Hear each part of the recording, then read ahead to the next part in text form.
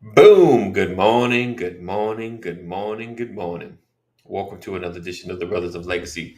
I'm your host, AD Walker, the Pusha di Groa di Motivator. Appreciate you guys for being here. Thank you for always sharing and participating. Listen, I'm very, very, very excited about the next steps Brothers of Legacy is taking.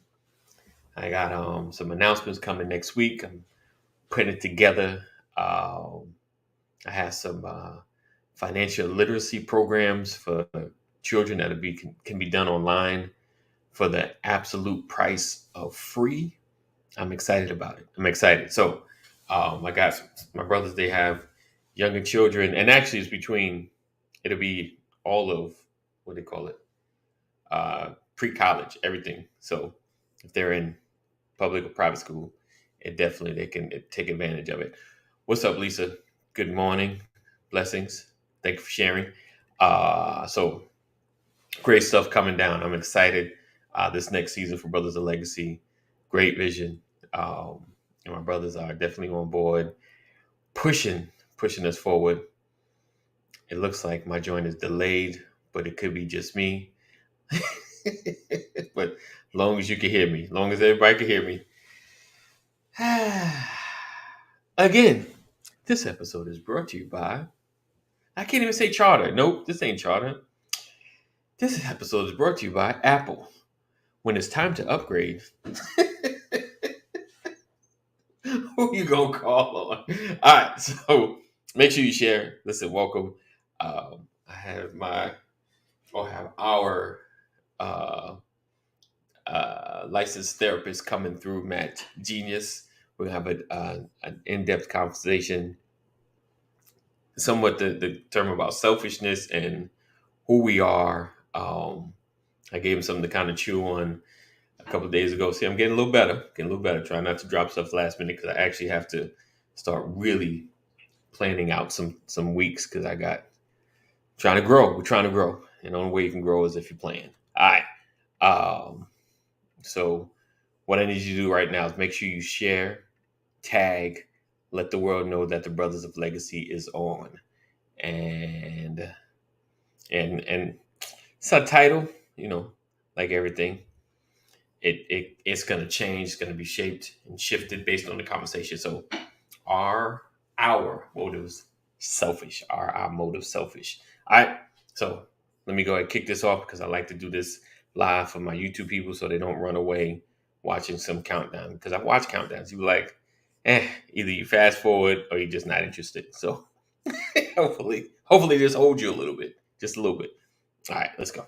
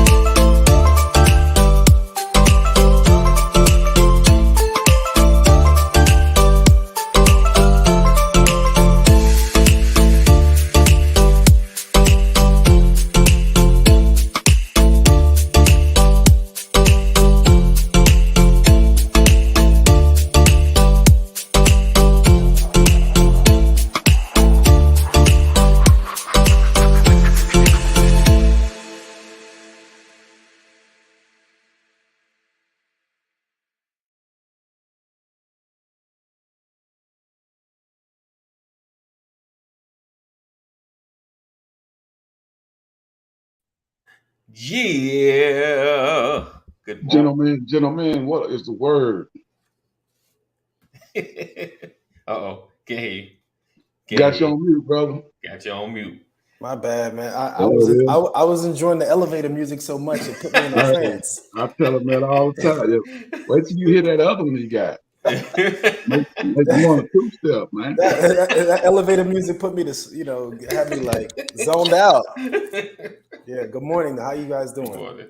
All right, brother. All is Excellent. well. Excellent. Yeah. All right. So today we topic is, our motive selfish, and I sent Matt a article diagram. It's called the drama triangle, and it's three spaces that I'll say we as people. I think when I got it, they characterize maybe for men, but it's kind of like a people thing where we kind of fit in, and it doesn't mean you fit in either one. You may have a mix, you may have neither. Don't come for me. That you kind of fit in the space as far as characterizations or who you are. So let me dig into it. So there's first I'm gonna say, like, there's the rescuer, you know, the person that likes to be the savior, the Superman for everybody. But he said takes care of people without being asked, like, let me help you. Can't do it on your own, but his or her helpfulness may feel superior, like come from a high place. You understand what I'm saying? Like, my motive is to help. And kind of like it's so funny. It's kind of like from yesterday's conversation, but just to shift on it. My helpfulness may come from a place where I feel superior instead of being a servitude space. So I'm gonna pause right there and see what Matt kind of how he looks at that, or should I read them all and we dig into it like Yeah. that? Yeah. You can read them all. I think that's a good Okay. just to give people context. Okay. All right. Then there's the victim. He said feels helpless and hopeless, rejects, complains, manipulates. I can't do it on my own. Poor me, but avoids responsibilities to feel inferior. Right? There's that place. So you're the rescuer, you're high authority, the victim, where you're kind of like, I need everybody, help me. But I feel like people may stay in that space because they're always, they don't take the responsibilities for how they got in that space. Um, and then the final one is the persecutor, criticizes. You start reading, like, people pop in your head, like, criticizes, judges, hurts, punishes, blames. It's all your fault. You can't do anything right. Persecutes to feel superior, you know, and again, never really taking responsibility. Oh, never really taking responsibility. Oh, did I? Yes, I did. So we can kind of dig into that, Matt, as far as, the spaces we fit in, because we may have been in this space. We may have helped from the wrong space. Because I don't, and you all have the moments like, I don't think that's me, until someone start talking, like, maybe that is me. Maybe I've had a piece of that, you know, um, as I came along. All right, so I'm gonna hand the floor to you. I'm stop talking. And good morning, everybody. Happy Wednesday. What's up, Kenny? If I didn't say it, Shorty Low. Yes, sir. Yes, sir. Good morning, everybody. Before you get started, man, just want to say a few prayers for those folks down there in South Florida. I hope Yes, everybody make it out of there safely without any harm to your family or friends. definitely, definitely Yes, sir. Yes, sir. appreciate that. That's my hometown right there, South Florida, man. I made it Right, out right on time. right, Right right, on, right right. on time, man. But for those who are down there, they prepare in different ways. You might not see the preparation because people who've been in South Florida for a very long time, they know exactly what they do to do. They get their waters, they get their snacks, they get their gas, grills. They know what to do. So I think they'll be fine. But of course, we're always going to send prayers, love, and support down there to them. Definitely. making sure they're safe, especially on the West Coast, because they're getting it right now. Naples, Tampa, that area right there, Clearwater. Right. So we're going to keep them in our thoughts and prayers. Amen. What I like to do when I was in the grad school was that I like to take, terminologies that I learned from my textbooks and make them into relevant terminologies that make sense for a person from the hood. Because some of these things, sometimes when you hear it, you'd be like, nah, man, I ain't mean, man. What is a rescuer, man? Right. I've never rescued anybody, man. I never in my life, Right. like I'm not a lifeguard or anything like that. So, but that's the captain saver, that's Right. that's what that is. Right. That's the first one right there. The captain, the rest. I I know. Don't save them. Yeah. They don't want to be saved. Right. Right. So that's the person, and I think a part of just the language on how they formulate these things sometimes make us feel like, yeah, that's not us, when it can definitely be talking about us just because of the language. Rescuer sounds so, foreign sometimes. That's a person who just wants to feel like they have to, insert themselves as a problem solver. Right. Making sure that they, I know what to do. And that's a lot of men. I'm not saying women aren't like that as well, but a lot of men. Definitely. That's our brain, the way our brain is set up. Okay, what is it? What is it? All right, this is what you got to do. You got to bum, bum, bum, bum, bum. Right. And that's how we show up in our relationships a lot, which isn't wrong. Isn't wrong. Right. I think a part of it is sometimes what we do with that personality is we make that personality small because they don't seem to have value, or people don't see their value in this society, primarily because we're in a very individualistic society. I got it. I'm good. I'm fine. And so sometimes this person's personality may get to a space where it's underdeveloped because the community isn't supportive enough to where that person's role is filled in successfully. Right. I have this theory that I probably even said it on the show before, where I talk about people who are givers, natural givers, and the issues with sometimes being a giver, a person who wants to insert themselves to solve, to help, to assist in any way. Sometimes that's intrinsically in some of us. We just want to be there for other people because that's just the nature of us. Nothing wrong with that. The issue is sometimes in the context of how we give, sometimes it's the context of how we come in that makes us seem like boo-boo the fool sometimes, like, how, the expression is there's a sucker born every day. Right. Like it's written on your forehead, that's a kind person. Let's take advantage of that person because that person's weak.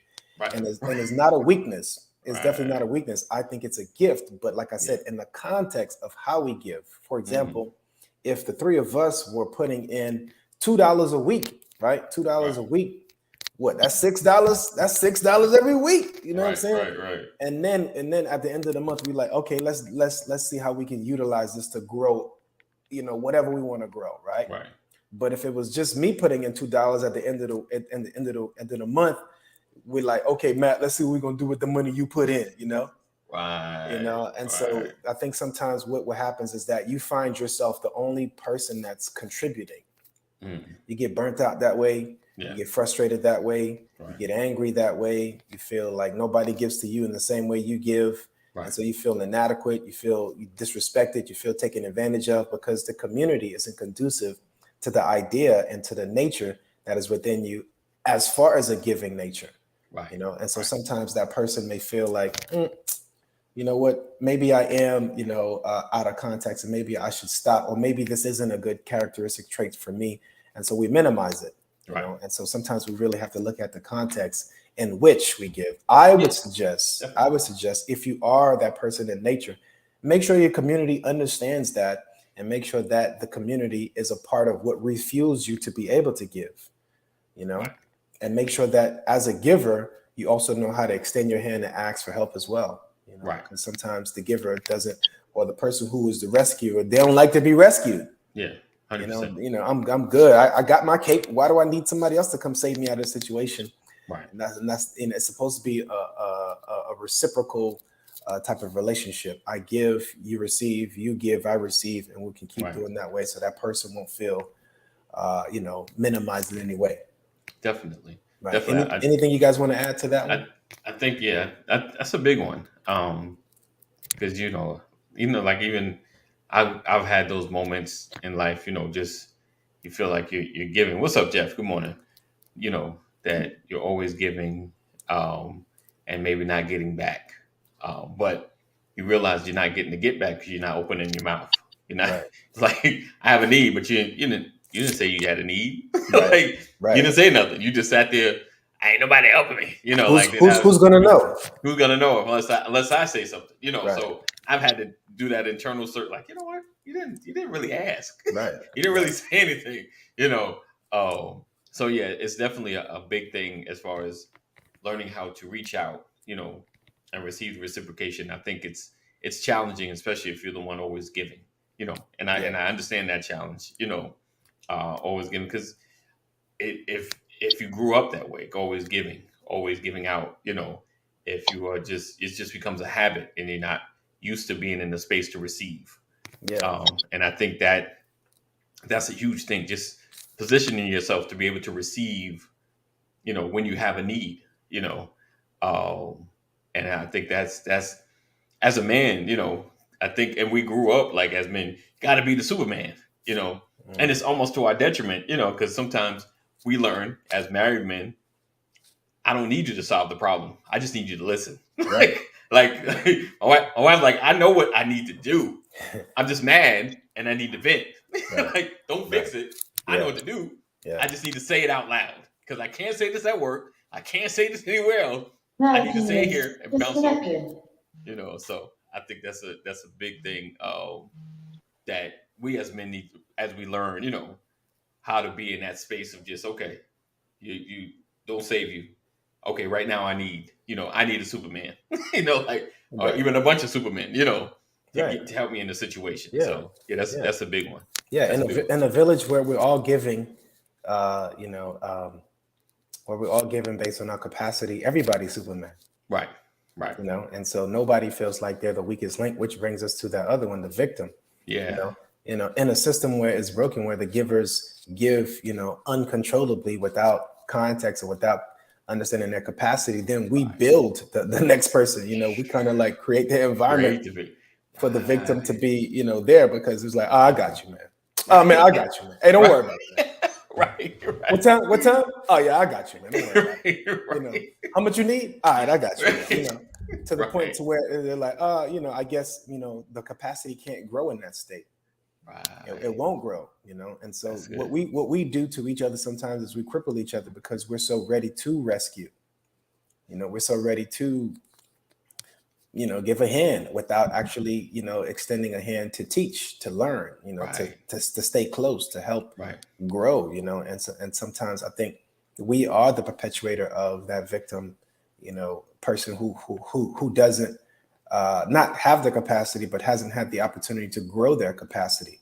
Right. Everybody is capable of something. Yes. It's learning what your capacity is and being able to give from that capacity. Right. I don't expect people to do what I do. I expect you to do what you do. Right. you gotta know what you do. Right. And you have to be able to, think about the systems we had before cash was in place. We did a barter system. Barter system.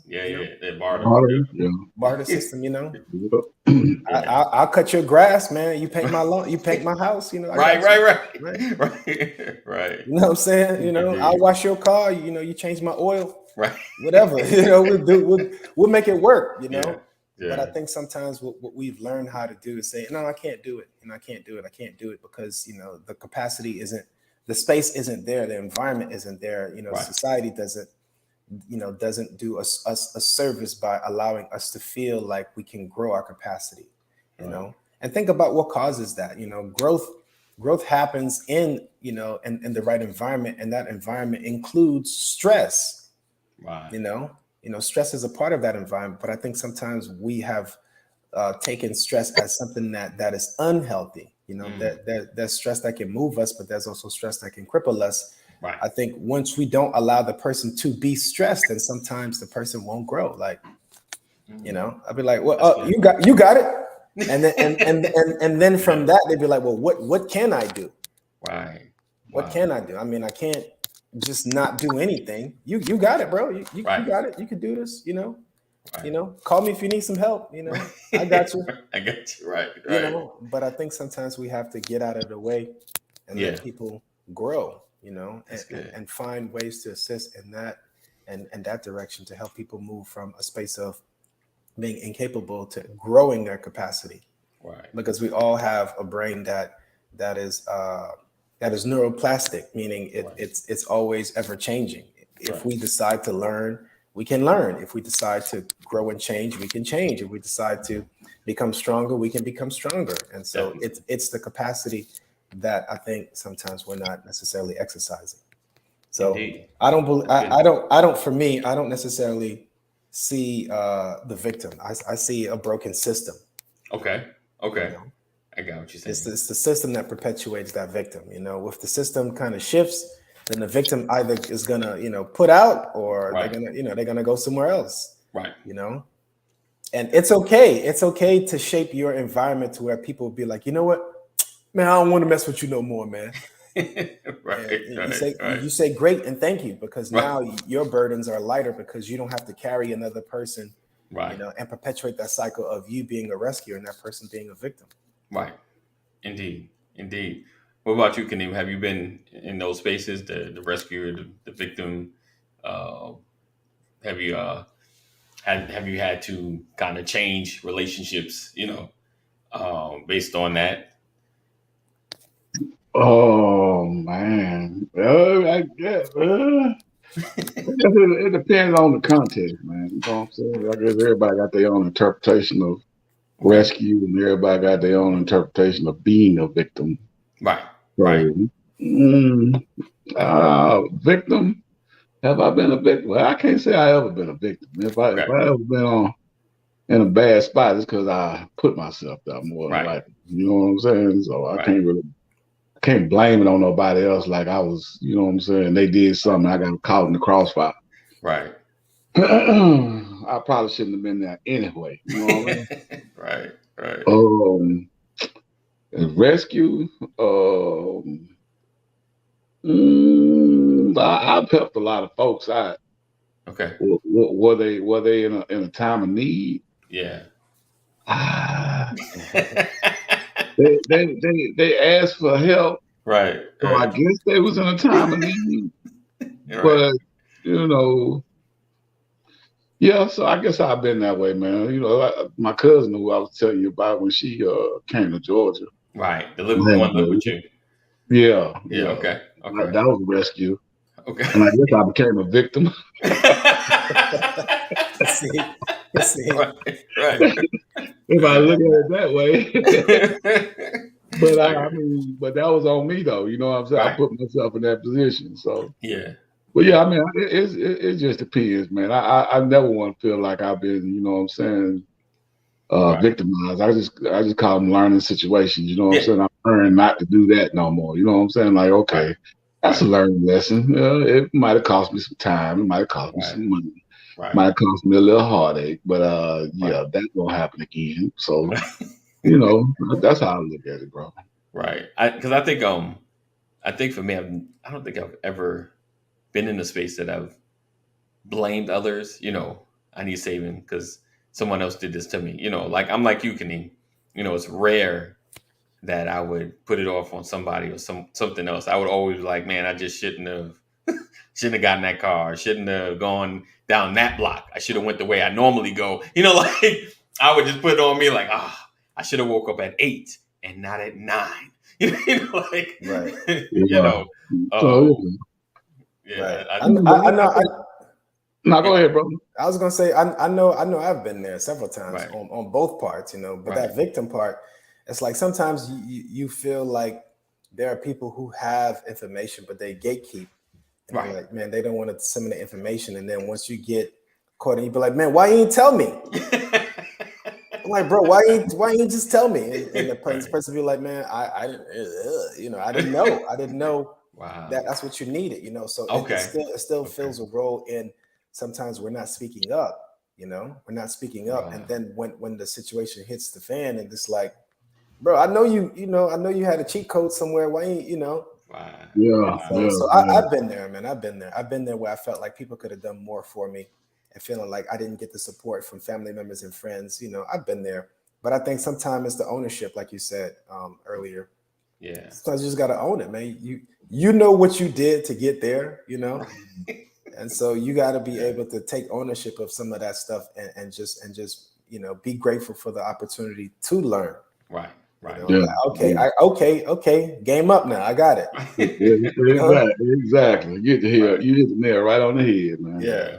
Right on the head. So I think like I said, that between the rescuer and the victim, it's funny, like it's almost like steps. And I might have read it in order, so it's like I think it's like rescuer, persecutor, and then victim, because the persecutor seems like they can evolve from the rescuer because now they mad. Mad. I'm pissed.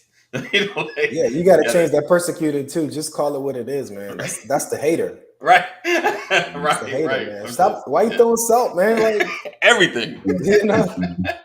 Everything. You about to do what? Oh, that ain't gonna work. I know, man. Like that's not a good idea. That's not a good idea. Did you think about this? Did you try this? Nah, it's not gonna work. Right.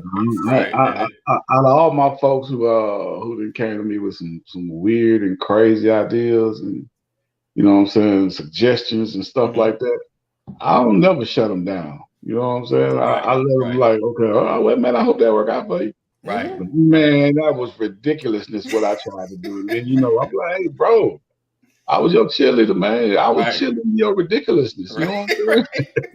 Yeah. That's true, man. Sometimes I think honestly what we have to be comfortable with is watching people that we care about try, make the attempt first, fail or succeed. Right. Sometimes let that person go through that learning experience. That's how we build capacity. Yeah. And so when we take the opportunity from a person by stopping them from even trying, by saying, "Oh no, that's definitely ain't gonna work, bro." Right. Ain't nobody gonna do that. Right. You're just giving your money away at this point. So I think sometimes we just have to give them the space. Even greater is a part of it that sometimes when we aren't the person that has the capacity to get in the ring, maybe because of our fears, maybe because of our own setbacks, then we kind of project what we have experienced or what we are afraid to experience on somebody else. Right. Okay. So let's say if I've never done something successfully, right? And then I know that it's hard for me. I'm gonna be like, bro, like, man, I don't know if you should go that route, bro. Right. That's gonna be tough because it was tough for me, but that doesn't mean what was tough for me will be tough for everybody else. So how can I encourage and support this person rather than finding a way to prevent them from actually making that attempt in the first place to learn something and grow and maybe come back and help me? Right. Yep. Mm-hmm. Definitely. I feel that way. That's how I feel about that old buddy that took my $1,500. I got you. You know what I'm saying? Right. You gotta give me more context, man. You want to hear that time? Oh, okay. I thought you knew. No, I was doing this little deal with in real estate, and I had put some earnest money on. Well, I thought I was putting down some earnest money on a piece of property. You know what I'm saying? And come find out he was a Christian con man. You know what I'm saying? Yeah. So I ain't never get my money. I ain't never get the property. I ain't get nothing but this memory that I'm sharing with you right now. That's all I got. Yeah. Wow. I hear you. Oh, so definitely. I think that's the idea when people share things, and I always say, like, how you see something, you're like, oh man, I could have came up with that. I think I tell everybody the one thing, like, if Kaneem would have said, hey man, you ever think about if we shared cars and we had an app where you can call somebody and share a car and you can go and take them somewhere and they pay you? I'd be like, that's kind of wild, brother. Right. Let me know how it works. I'm being honest, because I would even now I'd be like, you gonna get into that? I was like, all right, I pray for the best. I'm just like saying, yo, Kaneem told me this crazy idea. Like, Right. ain't nobody sharing their car. Yeah, you know, and Let you I get in think their car. I think that's a great example, man, because Yeah. just because you may have the vision Right. doesn't mean that everybody will support that vision, because not everybody has that capacity. Right.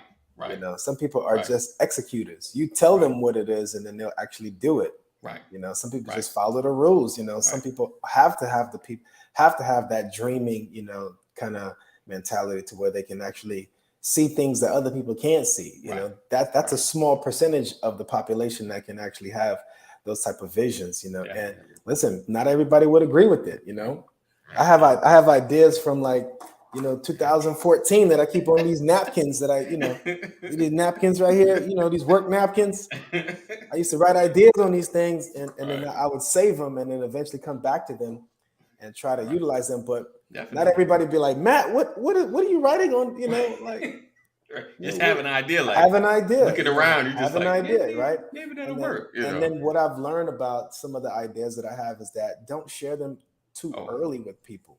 Ooh, you know, yeah, that's rough, right? You know, and make sure that the people who you do share it with are people that are like-minded, you know, Right, that can support. You know, why would you go and then we know who the persecutors / haters are. Why would we go to them? Right. Why would you go to that person just to get your idea slaughtered? You know, like just to get your idea, just like mangled up all in the middle of a conversation. Bro, like, man, you hurt my emotions with that shit. Right. You know, and I've done that several times over. But you know, it's not to say that they're not learning experiences either. Right. You know, I've learned how to protect my ideas like I protect my children. Okay. You know? Okay. It's a seed. It's a seed, and in order for that seed to grow, it has to have a supportive community.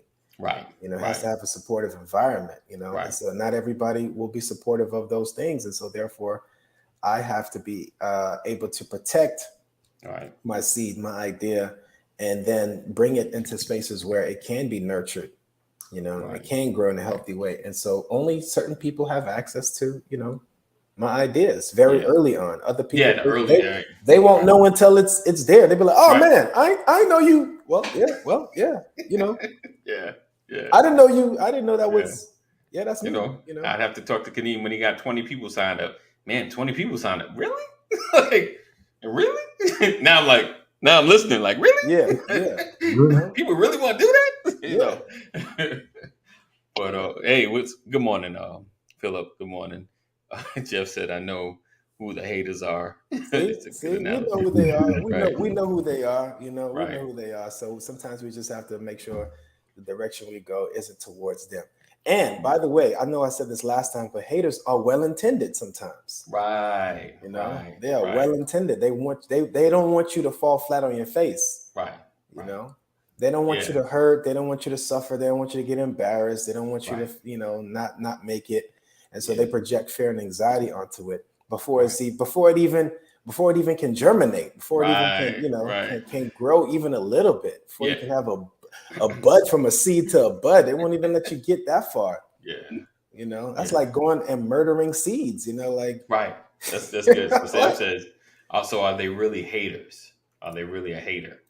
Or are they just define them how you'd like? But I think, you know, I think what I did with the word hater is necessarily say that, you know, they're hating, because I just clarified to say that they're well intended, you know. But it is a sense to where they are stopping, you know, sometimes putting barriers in the way by creating more fear, creating more anxiety, creating more doubt, you know, instead of saying, you know what, let's see what is possible.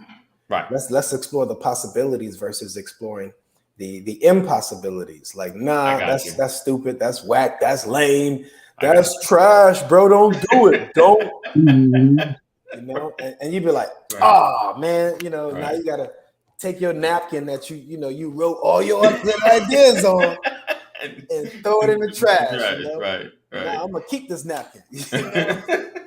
And one day, one day, random spoons. This is gonna be a it's gonna be $1 million napkin right here. Right. You know? It's gonna be on Oprah. Oprah gonna be like, show me that napkin.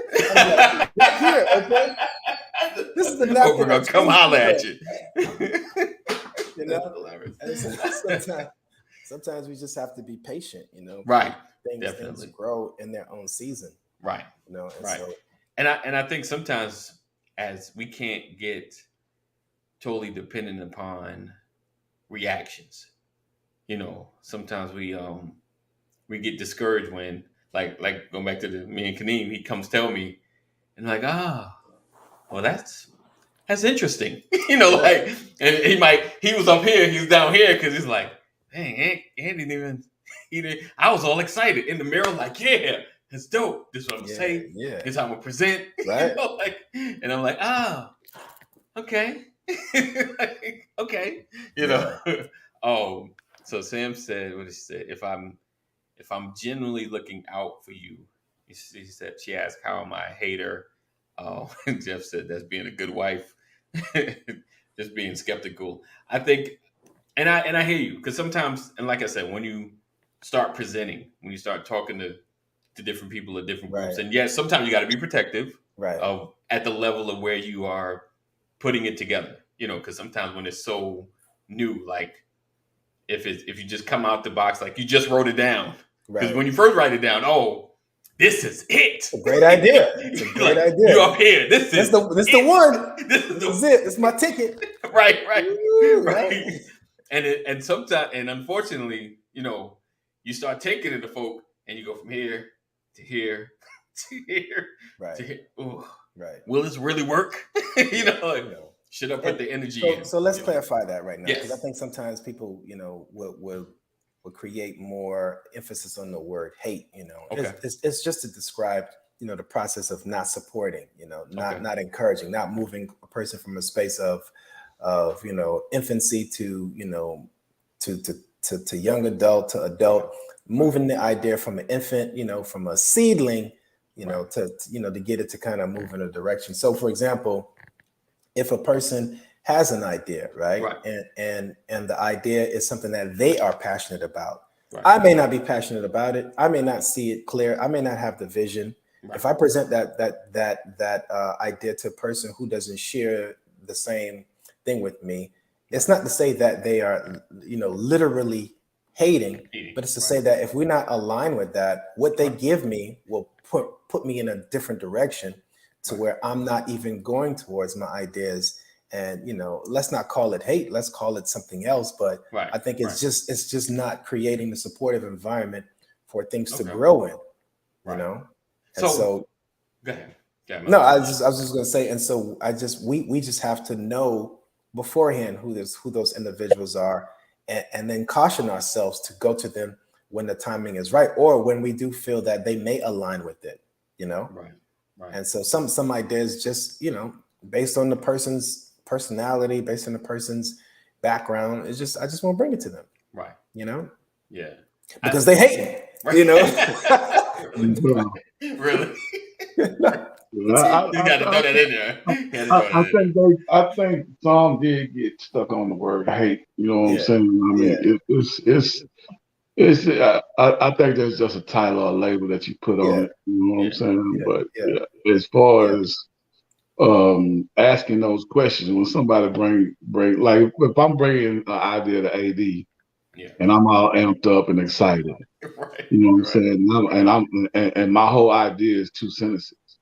And he'd be like, well, well, give me some more detail. And if I give me some context, if I can articulate a plan, and give him more information and more detail, and just start out, and when his questions come out his mouth, I can give him information that gives him something else to weigh in on. Well, let me ask you this question.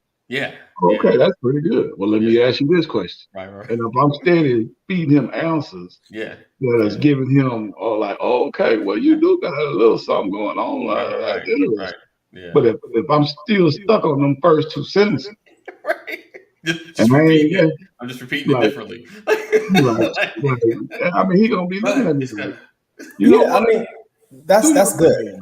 That's good. That's good. I think when you do hear, you know, that's why you have to know who the people are that you go to, you know, because not every idea is the good idea. But I think sometimes we should still have the space to explore those ideas. And the exploration phase is when you can go to those well-intended, accountable individuals to make sure you can vet the idea, through a person's ear that will, kind of help you shape and understand and grow that idea. But not everybody has that motive for you. Some people are stuck on their own understanding because it doesn't make them feel good. So when we go to other people, sometimes what we're doing is that we are putting something out there that could disrupt how they feel. Right. If I'm asking you and you don't feel good about it, then I have to not feel good about it. And I think sometimes we do ourselves a disservice because if you may not feel okay. A really clear example, like when we were talking, when my wife and I were planning to have our fifth child, not everybody was like, yay, because some people have one child, and they be like, yo, it's hard, bro. It's hard. You better go on your fifth, and so understand that idea. It's not saying that they are haters, but their capacity based on what they understand and what they are capable of may not want to project or may not want to see us in the way that they have experienced those things. So unintendedly, they're hating. They're hating. And I'm using that word just to make fun of it, but unintentionally, they're slowing you down from. They're kind of putting a divide between what your desires are, and what they feel comfortable with. Not everybody has that capacity to take care of 5 kids. We do. We love our kids. And we're great parents. So bring it on. It's a challenge for us, but we have stepped up to the plate and we're thriving in this, but some people would be like, nah, man, you guys are insane, bro. We got 2. It's a madhouse over here. Why would you go for 5, son?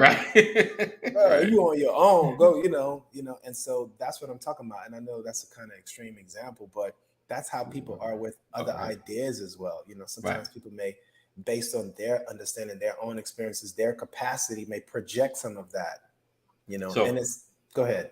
Oh, I was going to put up some of the comments. She said, why would it deter you? It's your choice. And sometimes we're looking for validation from other people. I think sometimes, I don't know if it's always validation. She said, live your own life, run your own race. But sometimes it's like now, I got a village of folk, I'm going to Kaneem, I'm coming to Matt, I'm going to Sean, I'm going to Rowland, I'm going to Pittsford, I'm going to McNair, like, yo, I got this. This is it. Y'all get in. We're going to blow up your way. I tell y'all, and look, and the face that Kaneem just had, before he cracked his smile was just, okay. I hear you. I'm excited. Like, ain't nobody budget, nobody touched their wallet at all. Like, okay. How much you need? How much you, like, in my mind, what we talk about? Why we excited? Break it down. I'm in the mirror. I'm like, when I say this, they going for the wallets. Then I say it, they're like, okay, crickets. All right. You're like, what? Wait a minute.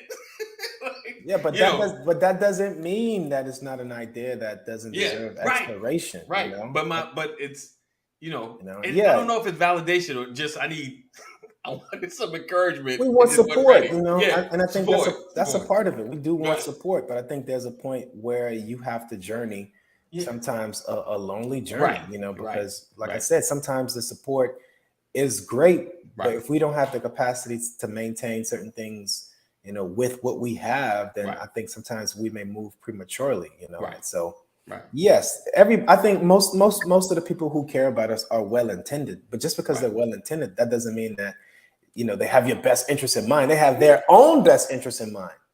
Because we are self-serving, like you asked, think the question up there is we selfish? Yes. The answer is yes. A lot of us are, because we don't want to feel something that's not good for us. And so seeing our friends, our family members fail in our minds already causes us, stress and anxiety. And so we will be like, hey man, I don't think that's a good idea, because you know, and we don't go as far as to explain what's happening internally for us. We don't say, I don't think that's a good idea because I'm scared, or I failed at that, or I can't do that, or I can't see how that's going to work. Right. You know, we just say, I don't think that's a good idea, you know, or have you tried this? You know, what do you think about that? Did you think about that? You know, there are people. I have a friend in Atlanta. You know, they have a 5-pack too. They have 5 kids. And they're like, all right. They're like, Matt, are you going for the 6? You know, you know, and that's so you can have the conversation with him. I can have a conversation with him. We can laugh and joke. You know, but I think, you know, depending on where the person is, it then invites me to have certain conversations with them. Right. And, you know, I know it's love, but I have to be guarded. You know, like I said, these are my babies. My ideas are my seedlings. And I know if I create the appropriate environment with the right people, maybe it will catch fire. But not everybody should be involved in your decision making. You're right. Run your own race, you know, but it's always good when you're running that race to have people that are running that race with you, because it feels like you're going faster with a shorter amount of time when you are in a collective versus trying to walk that mile by yourself. Right. Yeah. You know? And so that's why our automatic tendency is to be like, hey, man, guess what I got? Right. I got this new heat for you, man. What's up? You know? Right. You know, what you think about being a sneaker dentist? You know? Right. So, listen, Rollins says, you want to run your own race, but when your loved ones are not in support, you feel some type of way. Human nature, but sometimes that is needed to sharpen your pencil. Jeff says, looking for support can also be disappointing. So Sam is right. If you believe it's strongly enough, just do it. Indeed. Just do it. Yeah. Indeed. But I think about you, Matt, it's like when we go on for 6, I know who I'm not talking to. Right. They're just gonna see the 6th child like, wait, I got a 6th one? Yeah. Right. You know, like you know, and I understand that, you know, because I have to know that what my capacity is, what my desires are, what makes me excited about life isn't for everyone. Right. You know? Right. And so, you know, I can't share all of the $1 million ideas I have with people. You know? Right. So, I mean, some people just aren't some people aren't really in the starter thinkers. Like she said, long as I'm not your babysitter, have at it. Yeah, you know that's cool too. You know, right. You know, I to be honest with you, like a part of it is that knowing that some people are they're not for kids, you know. Right. And so, you know, I know some people that they're just not for, you know, entrepreneurship. Right. You know, they're not for business ventures, you know, they're not for real estate, they're not for music, they're not for literacy. So I'm like, all right, cool. You know, I just need to find a village that will support that and then grow my idea with that village, you know. Like I'm not trying to, you know, make people love my babies. You know what I'm saying? Right. You know? Right. We have enough love to go around. So, you know, I think in the idea of a supportive community, there's enough love and support to go around. You ever got to a space, either one of you, AD or you know, or like, have you felt like when you presented an idea, but like, man, that's a great idea, man. What's up, man? Like, how can I get on? You know, how can we grow? Have you ever felt that level of support when it comes to some of your ideas? You know, when it comes to some of your things that you want to produce, where you actually get the support from the people who, you know, who are around you? Has that ever occurred to you? I'll say for myself. I have. Go ahead, Eddie. I'll say for myself. For me, I just had to learn to like present it wholly. like my wife is a full thinker. You know, like I need to really be able to put my hands on this thing. Like not, you know, I had to get past the 2 sentences and then handle some questions. Right. Which, you know, and then she was like, okay, you know, and then as we go along, okay, where we at? You know, like let's do a checkpoint. Where we at? And of course for her, you know, when it's someone that 100% recipient of success or failure, like, you know, your crumble is all of our crumble. You know, like, so I need to, where we going? Where we at? You know, but as far as outside, like, I don't, you know, it's so funny. I did it. I never got to, hey, I'm in, let's do it outside as far as something new. Like I don't even think I ever present anything new, even to the groups I'm with now. Like I write stuff down, but by the time I present it, because of historic and being younger and presenting stuff and getting shot down, like if I came to Kaneem, it'll be pretty much built. Like at least on paper, like this is the name of it. This is how it works. This is how the money comes in. This is how much investment I put in. If you can, this is what I need. Like either hands in or finance. So I think for me, it's now. If I was to present, it would be more together. So no, never like excited enough or come up with. They said first of all, whether someone supporting your ideas didn't necessarily mean they don't support you. Right. I may love and support you as a person that don't have anything to do with your ideas or their validity. Indeed. He said they aren't. He feels that the two aren't mutually exclusive. Of course. Indeed. When somebody tell you no, or that doesn't mean that they don't love or care for you. I actually let out by saying that they are well intended. It's because they love you, they hate on you. Definitely. It's because we love and care. Like I don't hate on people who I don't care about. Right. Right. Yeah. Do you? Yeah. Spend that money. Hey, go man. ahead. But I think, and I would say hate because that's the word we're using. It's not necessarily hating. Right. But I think a part of it is that if I care enough about you, I may caution you. Right. Because I care. If I didn't care, I wouldn't say these things. But sometimes me saying the things that I do say may hinder us because we may not have it all together to have what it takes to get to the other side without the support of others. Sometimes we need that encouragement. Sometimes we need that. You got this, baby. Right. You got it. I know you only got $5 to your name right now, but you can do it. Definitely. Definitely. Sometimes we need that push. Superman still needed his dad, right? This one cat that I used to work with, I can't stand him now though. But I will say this: he gave me some nuggets of information. You know what I'm saying? And he always told me. From the first day we met, because I came in there with that Houston, Texas slang, and Ebonics was, what I'm saying, with every phrase and this, that, and third. He was like, "Hey, look here, man. Let me tell you one thing. When you speaking in a room of strangers, they need to understand every word that is coming out of your mouth. And once you put them words in order, they need to understand the context of what you mean. And once you get that in order, if you're using terms or terminology, make sure you're using the correct terms and terminology and the correct." I say that one more time. Right. But he was right. But every time we got together, man, every time we was at a meeting or if it was something, he would look at me and be like, you know what I'm saying? And I know when he threw his hands up, and he was like, "No time," you know what I'm saying? Okay. Do it, you know what I'm saying? I don't want to hear no dog, shawty. I don't want to hear no food. I don't want to hear none of that. I want you to use the words so these people can understand what you're trying to relay. And that way, once you get some feedback, you'll be respectful of the information that they're giving you. Right. Like, you're trying to mature me, ain't you? Yeah. It's not a check. It's love, Right. And so these people. I can't stand him to this day though. Right. He gave me some food that day. People care, man. People care enough. People care enough to share their opinions and thoughts with us, and it doesn't mean that they hate us. Right. Let me clarify that. That don't mean that they hate us. Right. It just may mean that they may not be aligned with the idea, which is okay.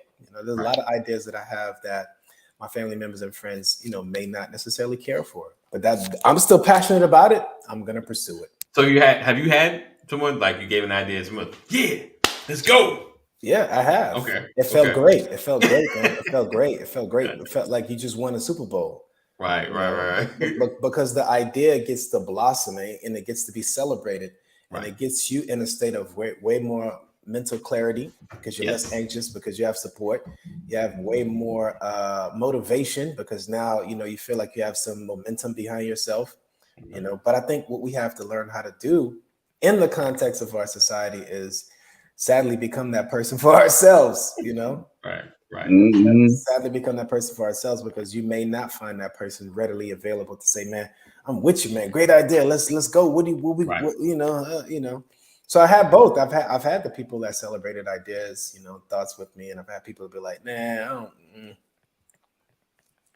I don't think so. You know? I got you. Don't do it. Don't do it. Don't do it. Don't do it. I've definitely had that too, man. I mean, some of them was I was glad that they did it. Okay. Because I pitched it, you know what I'm saying? And some of them was I pitched it and I wish they would have declined me. You know what I mean? So okay.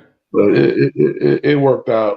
I guess I guess I wouldn't be here on BOL if it didn't work out the way it did. Right. And I think sometimes what we got to do is let people explore, man. You know, you know, definitely. let people try to spread their wings and fly. You know, definitely. Like, you know, like how can we find a way to help, you know, people, you know, grow their idea, you know, like you were saying something earlier, AD, about having the idea already matured before you can bring it to other people.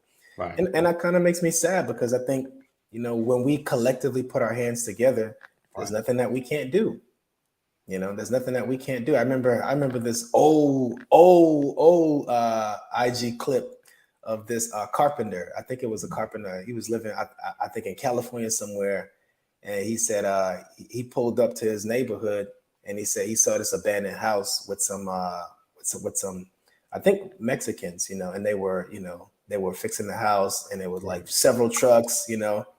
And he said you know, when he pulled home, the house was still like damaged and looking, you know. He went to sleep. They stayed in that place all night. He woke up the next morning, the house was clean. Wow. And he was like, wow. He's like, look at that, man. He's like, how is it that they can come and do this? And they do, you know, a lot of other cultures do it all the time, where they come together collectively with one idea and put all their resources behind it, and watch it grow from beginning to a finished product. Right. And then he was sad. He was saddened by it, because he's like, I don't see us doing that, man. It's like, we have the same capacity. We have the same capacity to do it, man. Right. We do. We have the same capacity to see an idea from the onset. And it doesn't even have to be polished. Yeah, 2 sentences, that's great. I got a napkin, for goodness sake. You know what I'm saying? I got so many money-making ideas, you know what I'm saying? But I just keep them all in my head or with my wife or whatever. Because I don't have the money to, you know what I'm saying, spread my fingers out like that. You know what I'm saying? I'm like, I got to concentrate on certain things to make sure it blossoms before I can move on to the next. Right. You know what I'm saying? But I'm doing it on my own. Yeah, but if I could have a team or have a village or a crew or something like that, oh man. But the way I articulate my ideas isn't recruiting the team that I need. You know what I'm saying? I might just be talking to the wrong people. Might be. My ideas too. Might be. You know, there are people who formulate think tanks together. You know, think tanks, and you know, where they come together at least once a week, once a month, and they rotate the ideas. This month, we'll be working on one of your ideas, right? We'll see how we can grow your idea, support it financially, you know, with all the resources. Next month, we're working on AD's idea, you know, and then we'll grow. Not that your idea is done or anything like that, but we put a lot towards. We put to get it started, get the starting point, get over the hump. Now it's rolling at least. Yeah. You know, I used to do a lot of meetups, man, but I slowed down on my meetups and stuff like that. Okay. Yeah, you know, we got to get back to that, man. We got to feel safe enough to be like, you know what, these group of guys and ladies, you know, I have confidence in them that they can help me move my idea from one space to the next. You know, and listen, man, the pie is big enough for all of us, man. Yeah, man, it really is. It's big enough for all of us, man. You know, when we get you know, outside of the fear, I think there's a lot of fear, you know, about not knowing. I don't know. Great. What I don't know, AD may know. What AD don't know, you know, you may know. And so, you know, but do I trust in AD's knowledge? There you go. Do you trust in my knowledge? You know what I'm saying? That's that fear part. You know, and I think that part's come from spending more time understanding people capacity. You know, you can't just build with people you don't know that have the capacity. You know, you have to build with people who are like-minded in that direction. Hold on. Hold on. I got 2 comments from Jess. Let's go. Actually 3. He said, that's why it's so important how you say something, because delivery can actually cancel out a good message. Mm-hmm. I have a friend who over the years has come to me with a number of ideas. They have actually been great ideas, things that could actually work, but he never really ever put in anything into reality. Interesting. Right. He said, last comment, he said, you lost me, Matt, when you said support the idea financially. He said, I'll root you on, but yeah, I mean, I got that. Yeah, not everybody is the cash supporter. You know, some people are just the motivated supporter, the accountability. Hey, man, where are you? You know, I have a friend who's a project manager. He managed a lot of my projects. That's what he was able to give to me. But like, Matt, this is where you are. This is where you need to be. And next week I'm gonna check in with you. And I'll be like, thank you, man. I appreciate that. You know, interesting. That's what he can give. He didn't give me a dime, but he gave me his time. He gave me his skill set. He gave me his knowledge. He gave me these charts. Right. You know, he texts me. You know, so sometimes that's what it is. Not everybody has the dollars behind it. You know, but if you do got them dollars, hey. Hey, let's get it. Get this before Oprah gets it. Get this. You know what I'm saying? Yeah. I got something on that napkin. I'm telling you. So listen, we appreciate you guys for being here. I'm on pause because it actually gave me an idea. And we'll talk about it. So appreciate you guys for being here, rocking with another edition of the Brothers of Legacy. Where we don't stand out, we stand up. Pastor couldn't make it today, but we are looking forward to seeing him tomorrow. So listen, make sure you share. Sharing, right, Jeff. Before Oprah gets it, sharing is caring. Let everybody know that the brothers are one. Jeff. Laugh now, Jeff. Laugh now, Jeff. What's today's date? Today's the 28th of September. Laugh 2022. Now, Jeff. So we look forward to seeing you guys tomorrow. Like I said, we got some great things coming in October. So stay connected. Text LW into 84576. Never miss a broadcast or anything happen with the Brothers of Legacy. Again, we look forward to seeing you guys tomorrow. Same time, same channel. As always, know that we love you. Jesus loves you more. I didn't ask all hearts, minds are clear. I feel like they are. Make sure you guys connect with Matt. I was trying to copy and paste the link for his Instagram in there. It was not working for me. So I'll definitely put it in the text. If you need to connect with us, and we'll connect you to him. He is a licensed therapist. He don't play one on TV. He's a real one. So he's the realist. All right. So we look forward to seeing you guys. Same time, same channel. Continue to be safe. Drive safe. Be safe out there. And like I always say, 988 if you're having a mental health crisis or you know someone having a mental health crisis. All right. And again, we're praying for those in Florida. Hey, we're in Georgia. Pray for us as well that this thing slides on by. They're already preparing Friday for school. They close school for everything. They just gonna close. So gotta receive it. We'll see. Hey, ask Samantha, can she watch my kids for me? All five of them. All five. All right, guys. Stay safe, guys. Stay safe. Right. We'll see you guys in the AM. Peace out.